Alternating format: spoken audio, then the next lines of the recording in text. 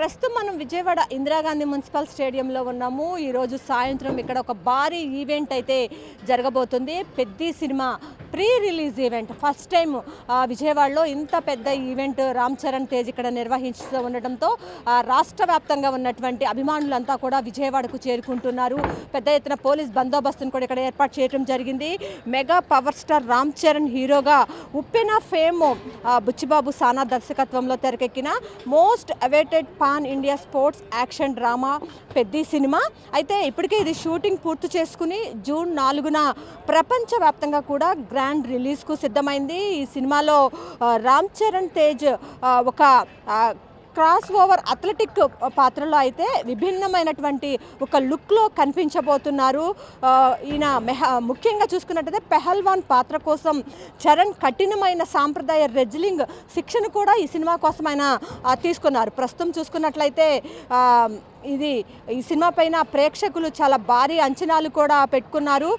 ఇప్పటికే విడుదలైనటువంటి promotional content సినిమాపై భారీ హైప్ క్రియేట్ చేయగా ప్రస్తుతం అందరి కళ్ళు ఈరోజు జరగబోయే గ్రాండ్ ప్రీ రిలీజ్ ఈవెంట్ పైనే పడ్డాయి. పాన్ ఇండియా లెవెల్లో తెరకెక్కిన ఈ సినిమా ఫైనల్ ప్రమోషన్స్లో భాగంగా మేక్ ఓవర్స్ నేడు విజయవాడలో అత్యంత ప్రతిష్టాత్మకంగా భారీ ప్రీ రిలీజ్ ఈవెంట్ని అయితే నిర్వహిస్తున్నారు. ఈ వేడుక కోసం మెగా అభిమానులు సినీ ప్రేక్షకులు ఎంతో ఆసక్తిగా ఎదురు చూస్తూ ఉన్నారు. ఇప్పటికే ఈ తెలుగు రాష్ట్రాల ప్రేక్షకులకు ముందు ఈ పెద్ద సినిమా టీం అయితే ఈరోజు రాబోతూ ఉంది. ఈ వేడుకలో చిత్ర యూనిట్ అంతా కూడా సినిమా విశేషాలను పంచుకోనున్నట్లయితే తెలుస్తుంది. దర్శకుడు బుచ్చిబాబు రామ్ చరణ్ ఏ రేంజ్లో చూపించబోతున్నారు, అలాగే ఈ సినిమాలోని హైలైట్స్ ఏంటి అనే విషయాలపైన మేక్ ఓవర్స్ మాట్లాడే మాటల కోసం ఫ్యాన్స్ అంతా కూడా ఎంతగానో వెయిట్ చేస్తున్నారు.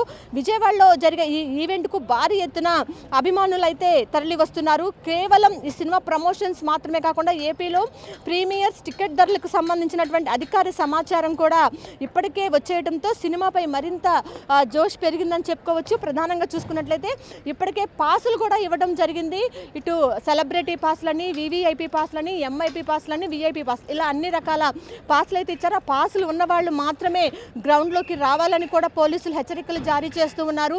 ఎందుకంటే అంతకు మించి కెపాసిటీ ఉండదు కాబట్టి ఎక్కువ మంది వచ్చి ఇబ్బందులు పడొద్దని కూడా పోలీసులు అయితే సూచనలు చేస్తున్నారు. అయితే స్టేడియం బయట కూడా భారీ స్క్రీన్స్ అయితే ఏర్పాటు చేశారు.